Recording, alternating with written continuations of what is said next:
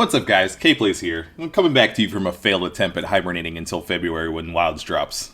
Definitely not procrastinating on making videos, that would be crazy. The beta has come and gone. I missed it the second those servers went down. Hopefully it'll come back again soon though. I'm sure all you duders out there really enjoyed finally getting your hands on what I've been drooling over the last couple months. I know I sure did during the short time we had. And I'm sure some of you would love to have a full-on in-depth guide covering every last detail of Wilds hunting horn, wouldn't you? Well, if you're wondering if you come to the right place, you haven't. Not yet, at least. It'll definitely be coming next year, I promise you all that. But the way I see it, even with full access to it in the beta, we still haven't seen 100% of what hunting horn has to offer in the next game. Officially, at least. There's been a whole lot of info leaking going on since the beta dropped. And while I won't be talking about it here out of respect to Capcom and any of my viewers that are trying to avoid the spoilers, I'll say this. We're in for quite a few treats come the end of February. Until I can talk about, test, and show those extra things off in a more official capacity, what I've decided to do instead is to give you all a Wilds hunting horn rough crash course. This will be more of a basics guide covering what we're able to do with what's available to us in the beta, on the off chance that we get another one or a demo coming soon. But the aim in general is mostly going to be preparing the next generation of duders, or maybe explaining everything that wasn't quite clear to the more experienced musicians out there. The state of our favorite instrument has changed a lot. With the intro to the topic out of the way though, let's get right into it, shall we? I'll be using PlayStation button layouts for simplicity's sake during the guide, since while I'll be playing on PC, I'm not going to torture myself trying to use keyboard and mouse with a weapon as technical as hunting horn. And hunting horn is very technical in this one. Normally I'd say that the basics aren't that hard to pick up and the real challenge is in mastering the weapon, but with all the extra moving parts added to hunting horn play this time around, I'm thinking it'll be right up there with Charge Blade in terms of complexity. Case in point, we'll be starting this crash course off talking about the intricacies of unsheathing. Yes, unsheathing. New to Wilds, we'll have the ability to adjust our draw attack on the fly.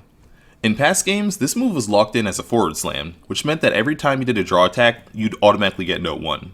If that happened to not be the note that you needed next, well, every time you sheath your weapon, you risk messing up a song combo when getting back into the action. Unless you were careful to do a neutral draw, that is, but then you don't get to attack right away. Rise played around with the solution of having hunting horn drawn to a neutral state by default, like a gunner weapon, which solved the note problem but not the immediate attacking problem.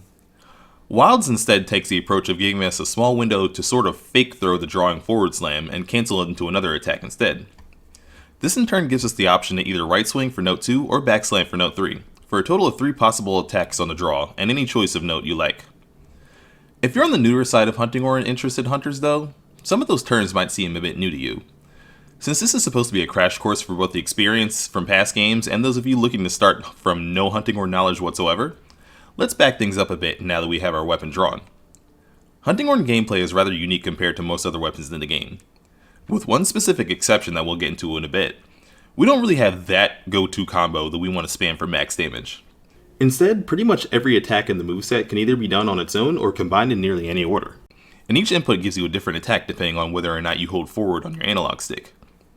Neutral triangle gives you a left swing, and forward turns it into a forward slam. Circle does either a right swing or a double right swing while holding forward, which we'll call the flourish. Triangle and circle together actually breaks the cycle into 3 different attacks. A backward slam from neutral, a heavy 2-swing overhead smash which we hunting horn players have affectionately dubbed the Super Pound, and a new follow-up attack to said Super Pound, called the overhead smash follow-up attack. We are definitely not going to be calling it all that, and instead using its much simpler name from Rise, where the animation originated, Crush.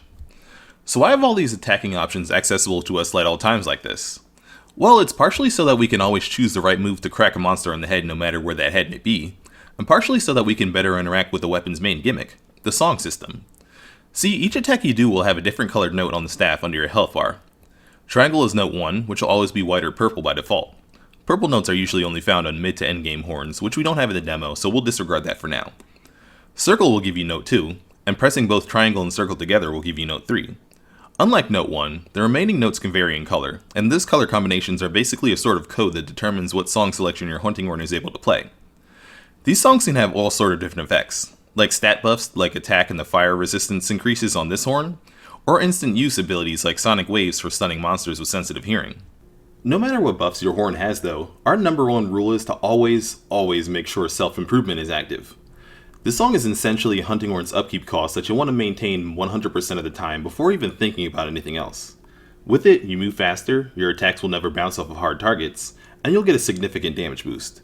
Without it, well, like I said, you'll never want to be playing without it, so that doesn't really matter, does it? To activate your song effects though, you'll have to complete a few steps. First, line up the note combination for the song you want to play. All of these different combos will always be listed to the right of your screen when you have your Hunting Horn unsheathed. Once you do this successfully, the song will be stored in your queue for later use. You can store it to 3. Be sure to keep in mind that anything past that limit will replace the oldest song you had stored. Next, you'll want to enter Recital mode by pressing R2. This is a stance where your hunter will do a short shuffling dance while jamming out on their instrument. And after a few seconds of this, voila, you just activated a song. At first level anyways. If you looked at the song list on the right, you'll notice that the first time you play a song, it'll be highlighted in yellow. That means that the base level of the boost and its duration are officially in effect. If you want a buff to be stronger and last longer, you'll need to play it again. You can do that in one of two ways. Either by simply playing it again with the basic recital, or by ending your recital mode with an encore by pressing triangle and circle. Doing that gives you a stronger attack that'll also immediately max out any song you played during the recital mode before it. And that's essentially the basics of Hunting Horn. Bop monsters in the head with the attacks in the right order, dude out the tunes of your choice, rinse and repeat. Simple, right? Well, not quite. Because to do that in the most effective way possible, there are a bunch of techniques, both new and old to Wilds, that you'll need to maximize your results by juggling both damage dealing and song playing. The most important skill for doing both is learning your note shortcuts. These will allow you to string songs together without wasting any unnecessary movement. The quicker you can put a song together, the quicker you can attack like how you like instead. The two tried and true methods from past games are the hilt stab and the flourish. Hilt stabs can be done after any attack by holding back on the analog stick while doing your next attack input. Instead of doing that usual animation, you'll instead do a quick poke with the end of your horn. These aren't the best for damage, but great for sneaking in a quick note into your combo to start or complete a song. Flourishes work similarly, allowing you to slip another note input into the second swing of an animation. Basically, a 2-for-1 special on notes for just one single attack.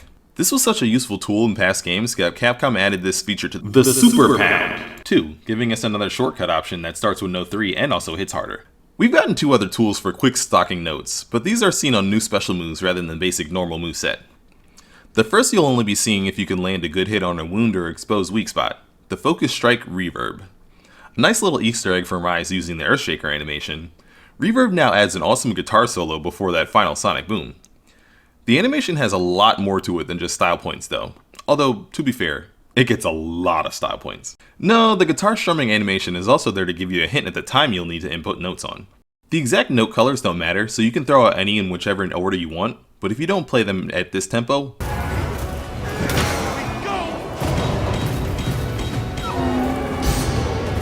you won't get all the smaller hits or the big finisher at the end. Definitely worth it to get a hang of this move, because not only do you get to stock a quick 5 notes, but the damage is also pretty much free. It turns out that landing focus strikes force monsters into a short pause that allows you to get the full move out uninterrupted, and will also lead into a stagger or a knockdown pretty often for even more punishment. Unfortunately, you can't fully use this move whenever you want, because if you don't hit a weak spot, it just does the first jab, but when you do get that chance, smack those weak spots and let those notes sing. Our final note shortcut move is the Echo Bubble Dance, done by pressing R2 and X. It's not immediately noticeable unless you pay attention to the button guides, but during the following animation you can snag 3 notes while you set up your bubble. This is great for a quick 1-2 combo straight into a recital, which is a maneuver you'll probably want to commit to muscle memory because, long story short, bubbles plus songs equals big damage. This is that exception to the no combos rule I was talking about. When you bring the fight inside these glowing circles, you and your teammates will enjoy an extra buff effect that varies from horn to horn, while you yourself also get a boost to your horn's sound damage. Anytime you swing your horn, you get a little extra sound wave from the bubble, and anytime you play a song, you get an even bigger one. You're able to place up to 3 of these, each lasting for a minute and taking 30 seconds to recharge. So if you're able to keep the fight within their range, that damage can really ramp up. At bare minimum, I'd suggest trying to keep the fight near at least 1 at all times. 2 or 3 would obviously be ideal, but don't stress over always making that the goal. Having one in reserve, for example, can help you avoid these moments where monsters fall out of range and you waste all the damage you just set up. What's going to be just as, if not even more important for your damage output, is timing your recital mode attacks. Sword and Shield might have beaten the musical weapon to having a timing-based mechanic for some reason, but Hunting Horn jumps on that thematic little mechanic by having not 1, but 2. In Wilds, recital mode works pretty similarly to World. Once you start jamming out, you have the option to play down the list of songs you have stored, up to 3. This whole process is now a lot faster than before per song, and we get an additional sound wave with every song activation, which is nice for a little bit of that sweet, sweet DPS. You know what's even better for that though? Performance beats. These handy new smacks are the second reason Hunting Horn's damage potential has gone way up, with Echo Bubbles being the first. If you have a second or third song stored in your queue, instead of continuing with the usual Hunting Horn shuffle passively, you can hit R2 again to performance beat into the next one for some extra damage while you play the song of your people. Timing these properly might take some practice, but a good spot in the animation to aim for is right when your hunter flashes white and the song activates. You'll know you got it right when your horn flashes red and there's a small sound cue on the beat. Now you can technically ignore all this and just button mash to your heart's content if you really want to play casually, but it's very worthwhile not to do that if you want to uplevel your Hunting Horn gameplay, because you're leaving a lot of damage on the table. Just look at the difference in the numbers here.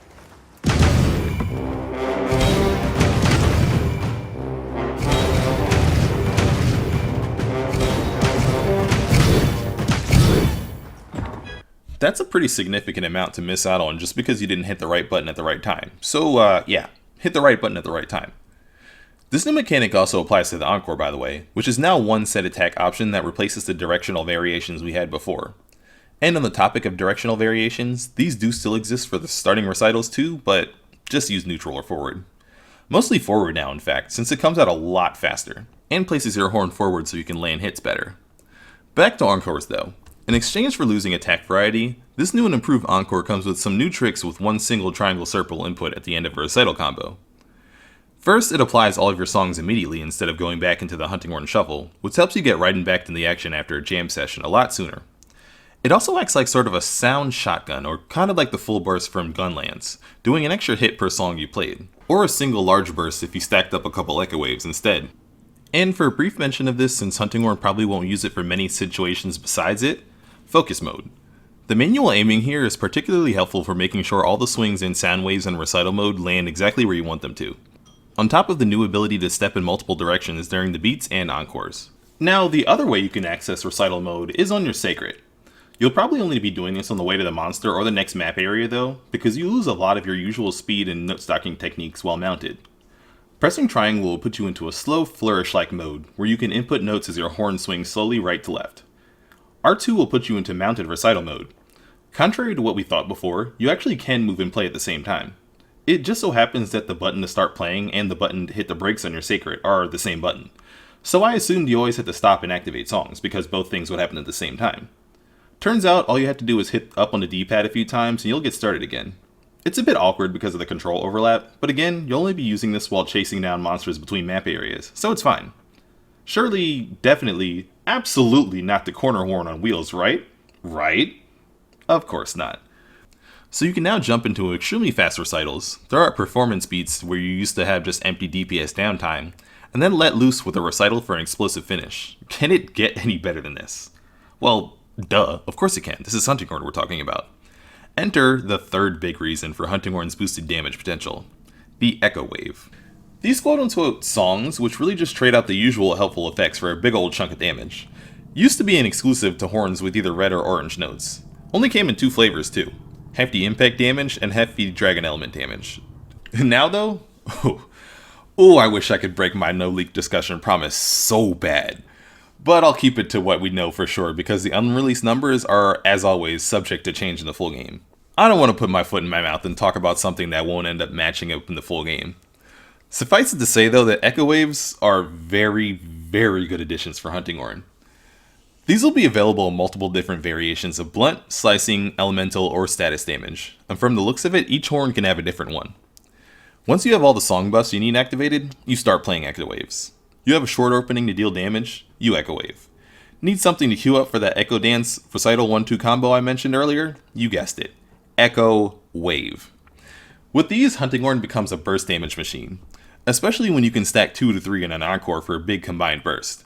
If this was the end of the list for new toys in the Dude Sticks arsenal, I'd be one happy camper, but crazily enough, we've got one more left. The Special Performance. Last but certainly not least, these take the Echo Wave idea of replacing a song effect with a pure offensive move one step further by replacing the recital altogether with a unique animation. These also differ from horn to horn, and so far we've already seen 2 of our options.